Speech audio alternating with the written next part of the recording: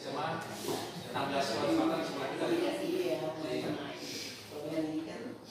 Oke, nah sekarang tentu ada yang bertanya-tanya apa itu komunitas praktisi ya? Apa itu komunitas praktisi? Untuk apa? Apa kegiatannya? Oke, kita bahas satu persatu. Yang pertama pengertiannya. Jadi komunitas praktisi itu merupakan strategi pelengkap bagi pengembangan profesi yang berkelanjutan. Konsep komunitas praktisi sudah banyak diterapkan oleh berbagai profesi dan penting juga diterapkan oleh kita sebagai guru. Ya, kemudian istilah komunitas praktisi ini diperkenalkan oleh Etienne Wenger dalam bukunya Community of Practice, mengatakan bahwa komunitas praktisi adalah sekelompok individu yang memiliki semangat dan kegelisahan yang sama tentang praktek yang mereka lakukan dan ingin melakukannya dengan lebih baik. Jadi saya kira kalau kita di sekolah ini kita mempunyai pemikiran yang berbeda, yang tidak menginginkan terjadi perubahan yang lebih baik. Semuanya menginginkan. Ya, oke. Kalau prosesnya yang berbeda. Ya, kalau semuanya menginginkan perubahan yang lebih baik, maka saya anggap bahwa kita semua mempunyai pemikiran yang sama, mempunyai cita-cita yang sama, dan kita bisa berkumpul dalam suatu komunitas yang kita sebut sebagai komunitas praktisi. Ya, ini tujuannya. Yang pertama, mengedukasi anggota dengan mengumpulkan dan berbagi informasi yang berkaitan dengan masalah dan pertanyaan tentang praktek pengajaran dan pembelajaran. Kemudian memberi dukungan pada anggota melalui interaksi dan kolaborasi sesama anggota, mendampingi anggota untuk memulai dan mempertahankan pembelajaran mereka, mendorong anggota untuk menyebarkan capaian anggota melalui diskusi dan berbagi, kemudian mengintegrasikan pembelajaran yang didapat dengan pekerjaan sehari-hari. Ya, jadi intinya kegiatan komunitas praktisi itu kita saling berbagi pengetahuan dan pengalaman kita. Jadi di sini kita semua statusnya sama. Ya, kita berbagi pengetahuan, pengalaman yang kita dapatkan, kemudian ada kekurangan, kelemahan yang kita tentang diri kita berusaha bersama-sama untuk menyelesaikan, mencari jalan keluarnya seperti itu. Selanjutnya, ya, karakteristik dari komunitas praktisi yang pertama ada domain, komunitas, dan praktek. Untuk domain itu adanya kesamaan dalam hal yang dianggap penting oleh anggota komunitas, dan yang tadi itu ya, kesamaan pemikiran. Ini ada contohnya tujuannya, identitasnya, minat, latar belakang, kemudian keresahan tentang sesuatu yang kita semua seperti tadi kita semua menginginkan menjadi hal yang lebih baik. Kemudian komunitasnya adanya norma atau aturan sosial yang disepakati oleh anggota. Contohnya saling menghormati antar anggota, keinginan untuk berbagi, niat baik saling mendukung, interaksi yang rutin, kemudian terbuka untuk saling bertanya, dan niat baik untuk saling mendukung. Artinya setelah komunitas ini terbentuk, maka kita semua saling mendukung satu sama lain untuk sesuatu yang lebih baik. Kemudian praktik, ada pengetahuan yang dikembangkan, dibagikan, dan dipelihara sebagai hasil dari kegiatan komunitas praktisi. Jadi setiap pertemuan itu kita mengembangkan suatu pengalaman dan pengetahuan yang nanti pengalaman dan pengetahuan itu bisa kita gunakan untuk pengembangan diri kita. Bisa ya, selanjutnya. Ya, oke, ini contoh ya. Ada sebuah contoh dari sekolah SMP Merdeka. Jadi ini kebetulan yang saya dapat di materi, contoh yang didapatkan adalah seperti ini juga, yaitu komunitas praktisi yang dibuat di sekolah SMP Merdeka. Domainnya adalah guru-guru dari sekolah SMP Merdeka semuanya. Kemudian komunitasnya adalah adanya kesepakatan pertemuan 2 minggu sekali di sekolah untuk belajar bersama. Ya, tentunya kita di sini tidak harus 2 minggu sekali, bisa 1 bulan sekali atau berkala pada saat waktu tertentu. Kemudian praktiknya ada catatan, ringkasan, pembelajaran, foto, video, kegiatan, dan kumpulan dokumen hasil kegiatan. Ya, jadi dalam setiap pertemuan itu kita buat ada catatan yang kita buat, ada foto-foto, kemudian ada video, kalau bisa ada video seperti itu. Oke, lanjut. Ya, ini dengan melihat karakteristik komunitas tadi, maka kegiatan-kegiatannya seperti ini.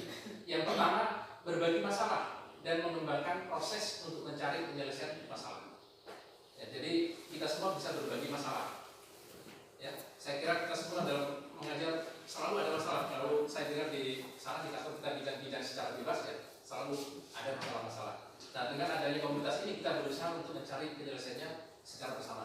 Kemudian merumuskan tindakan untuk menyelesaikan masalah, berbagi pengalaman dalam menjalankan praktek, kemudian merefleksikan tindakan-tindakan yang sudah diambil, kemudian mendokumentasikan kegiatan dan produk para anggota untuk bahan belajar. Jadi semua kegiatan-kegiatan kita itu kita dokumentasikan, yang kita dokumentasikan.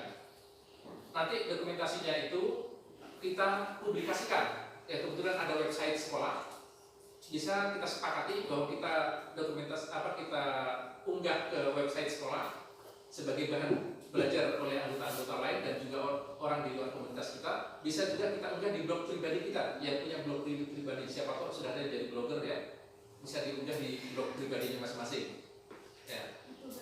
Tapi apa yang kita unggah di blog pribadi itu bukan hanya sekedar curhatan kita ya, misalnya saya mengalami kesulitan dalam membimbing anak yang proaktif, misalnya seperti itu. Ya, bukan hanya seperti itu, tetapi kita lengkapi dengan bahan-bahan. Misalnya dalam refleksi yang kita buat dalam bulan ini, bulan Maret, saya banyak mengalami masalah dengan siswa yang sangat proaktif. Dalam proses pendidikan, mengenangani seperti ini itu kita mulai mengambil pendapat-pendapat dari para ahli, kita tulis semua di situ. Berdasarkan konsep-konsep tersebut, maka saya berusaha untuk memperbaiki diri dengan melakukan seperti ini yang diharapkan disruptif. Jadi di samping curhatan kita ada juga materi-materi yang kita sisipkan yang mungkin berguna bagi orang lain, ya berguna anggota komunitas kita dan juga orang-orang lain di luar komunitas kita. Karena yang namanya blog di internet itu kan dibaca oleh banyak orang ya. Jadi pembuatan blog pribadi dan atau penulisan artikel di website sekolah itu juga melatih kita untuk merefleksikan diri kita, untuk mengembangkan diri kita, ya, merefleksikan dan juga untuk mengembangkan diri kita. Itu manfaatnya. Ya, kemudian kalau blog kita juga berkembang, ya, kita bisa menambah kesejahteraan kita. Tapi jangan itu tujuannya. Ya, tujuannya adalah untuk mengembangkan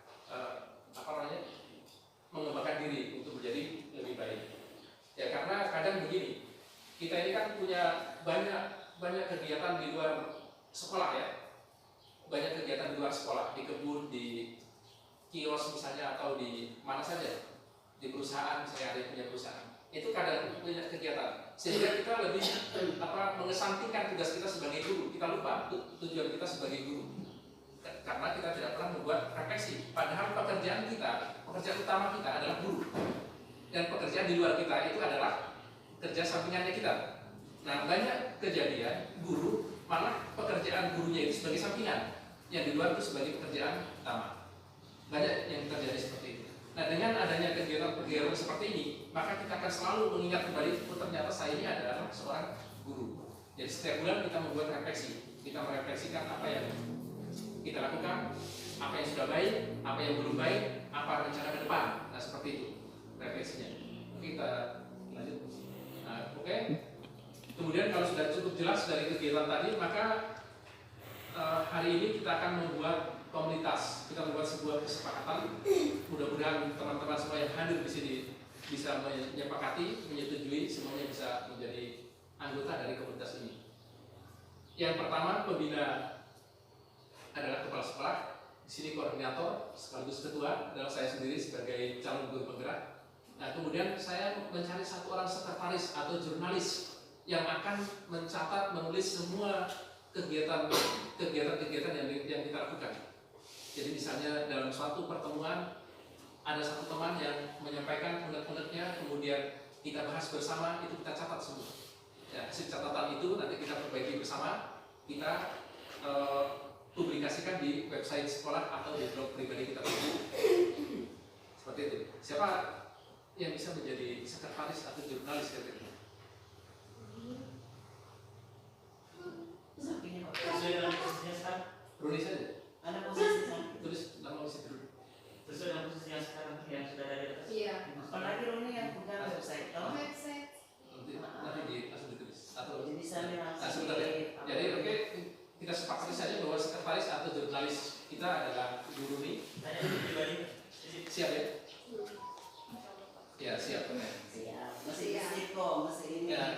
Kemudian kalau sudah berumah tangga, ada lagi yang masuk. Ya. Kemudian anggotanya kesempatan untuk belajar. Kita sepakat ya, semua guru ya. Guru dan teknik nggak? Guru. Guru saja. Iya. Semua guru SMA 16 Nusa Atau ada yang di sini? Kan hanya komunikasikan permasalahan yang ada. Iya. Kemudian pertemuan berkala ya. Nah ini pertemuan berkala. Pertemuan berkala ini barangkali kita sepakati dalam 1 bulan sekali, 1 bulan 2 kali, atau bagaimana modelnya pertemuan berkalanya.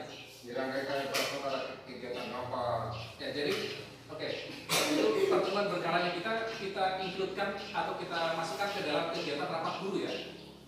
Ya, kita bahas setiap ada rapat guru. Kemudian bisa juga kita saling berbagi informasi mungkin di WA guru. Kita kan punya WA guru. Ya, kita bisa saling berbagi dan saya harapkan kita semua bisa aktif untuk itu, menyampaikan masalah, kemudian teman-teman yang lain menanggapi. Nah itu nanti sekretaris bisa mencatat-catat kemudian menjadikan bahan tulisan ya. Dan teman-teman guru juga yang lain yang mau membuat tulisan juga boleh ya. Ini karena melatih kita untuk membuat karya tulis. Ya, kemudian media publikasi kegiatan, nah ini saya tulis blog sekolah website sekolah seharusnya ya. Ya. Jadi kita sepakati itu bisa dipublikasikan di website sekolah atau di blog pribadi. Ada yang tidak sepakati dari apa yang saya tulis di atas? Ada. Sudah, oke. Nah, untuk pertemuan ini bagus pada saat teman-teman BDT menerima inisiatifnya karena semua guru pasti hadir. Iya. Ya, itulah yang disampaikan Pak Kaisar. Setiap ada pertemuan, Kan tidak semua kajian kan? setiap Kalau ada setiap kegiatan. pertemuan rapat ya rapat. Jadi setiap ada kegiatan kita sisipkan kegiatannya komunitas praktisi. Oke, bagus juga ada anunya Pak. Berkalannya saya 1 kali 1 bulan. Ya, pakai semua. Walaupun tidak. Tidak Pak.